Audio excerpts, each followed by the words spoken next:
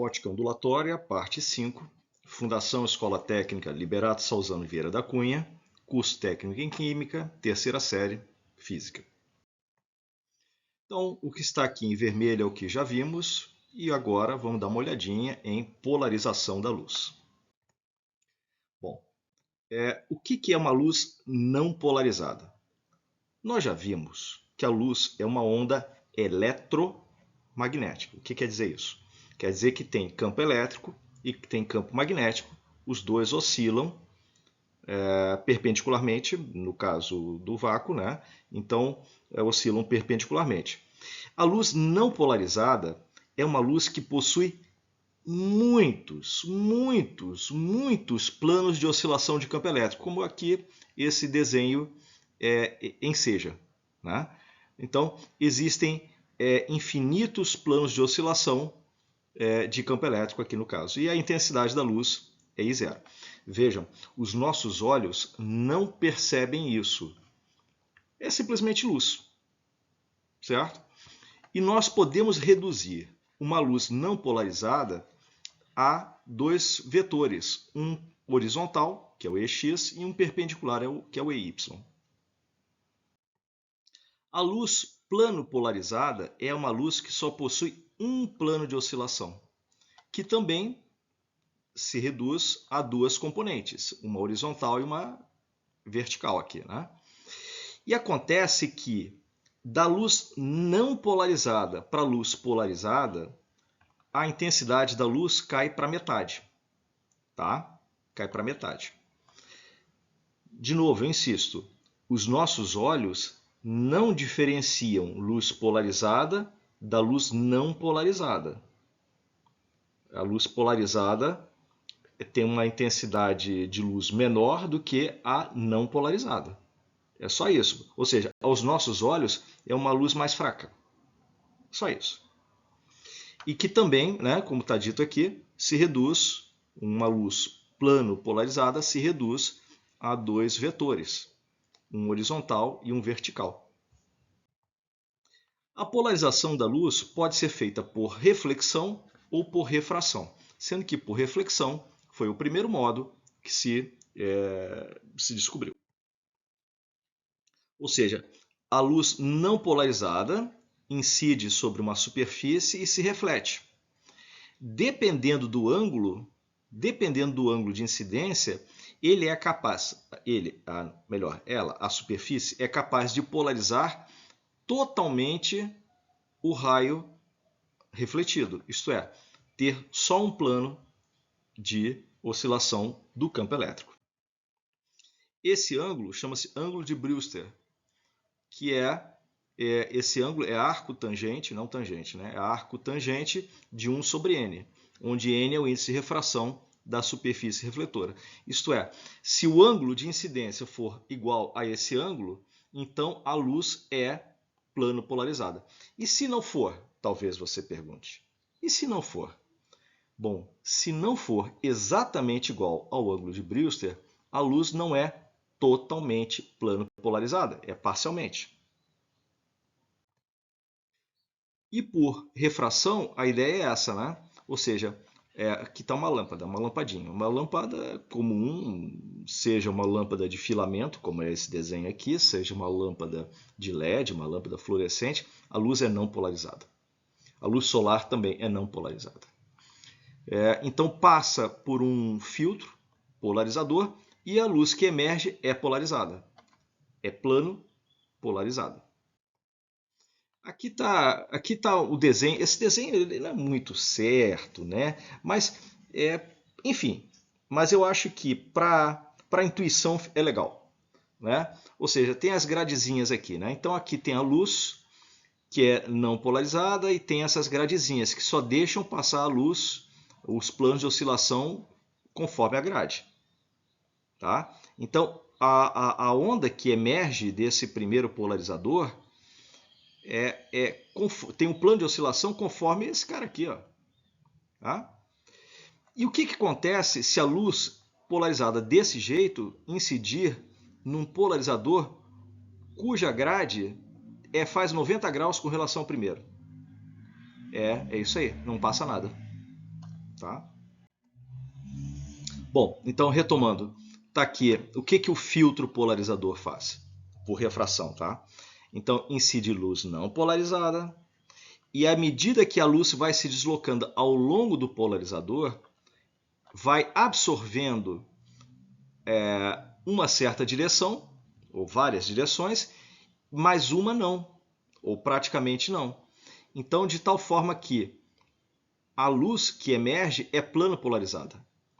Lembrando, aos nossos olhos, entre essa luz não polarizada e a luz polarizada, não tem a menor diferença. A não ser que essa aqui é uma luz mais fraquinha. Essa daqui é polarizada, mais fraca do que essa. Idealmente, 50%. Então, a intensidade luminosa daqui é 50% do que está incidindo aqui. Tá aí. Então, essa é a mesma ideia. Bom, e qual é a aplicação disso? Bom, tem várias aplicações, né? Tem várias mesmo. Agora, para a química, em especial, a luz polarizada pode ser utilizada para a determinação de concentração de substâncias. Não de qualquer substância, mas de substâncias chamadas de oticamente ativas. Então, há uma cubeta de comprimento L. Esse L aqui, por padrão, é 1 decímetro. Tá? Primeiramente, você coloca a água aqui. Tá? Aí tem aqui um polarizador e aqui outro polarizador. Sendo que esse segundo, que pode girar, é chamado de analisador. Então, primeiro você põe a água e você gira o analisador para que a intensidade luminosa seja a maior possível. Ou a menor possível. Escolha. Vamos supor, maior possível. Beleza. O que acontece? Então, se for a maior, você está olhando aqui, tá? Então você olha daqui, você vê a maior luminosidade possível. O que quer dizer isso? Que esse analisador e o polarizador aqui da frente têm os seus planos, os seus eixos, né, alinhados.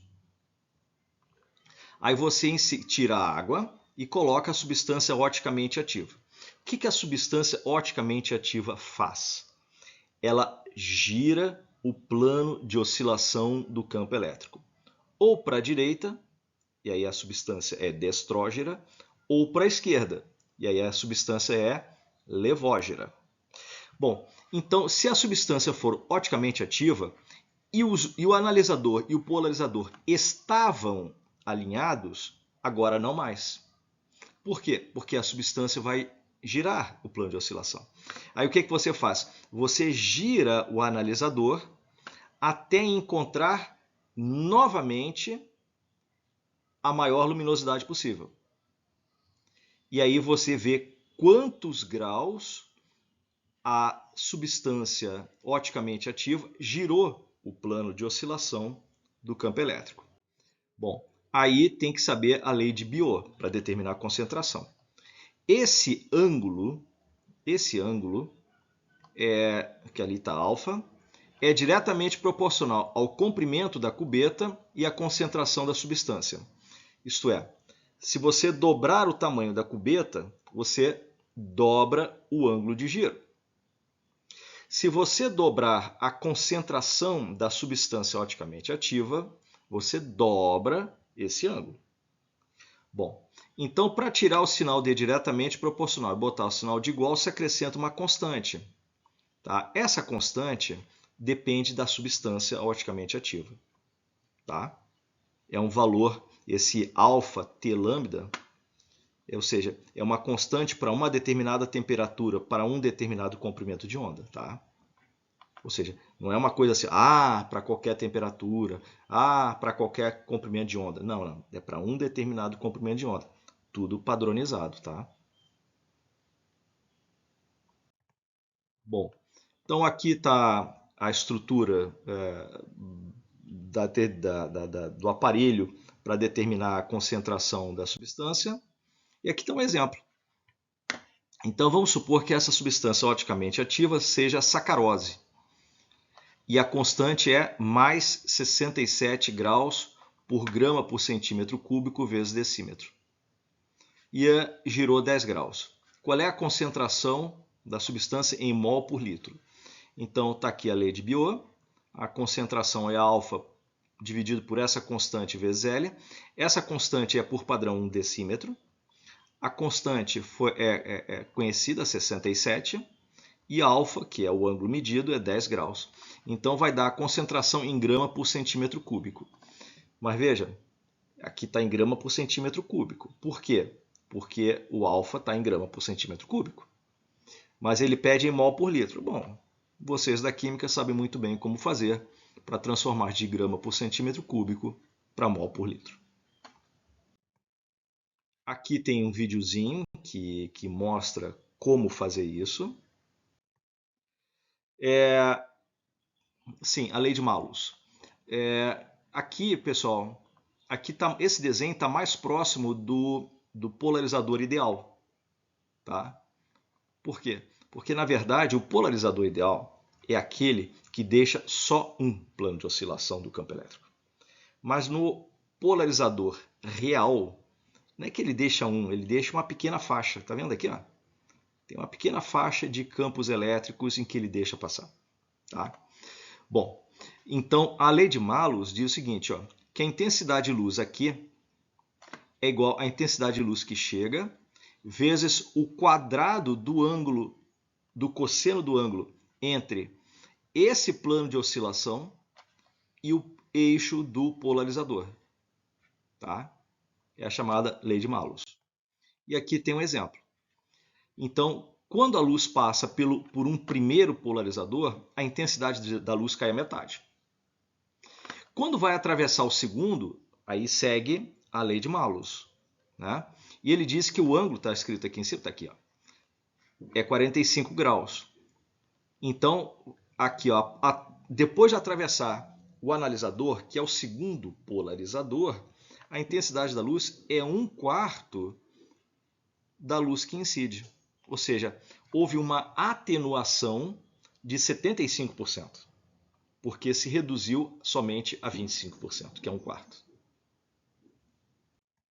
Aqui tem alguns vídeos que eu gostaria que vocês dessem uma olhada, tá? Porque o papo aqui foi tão rápido,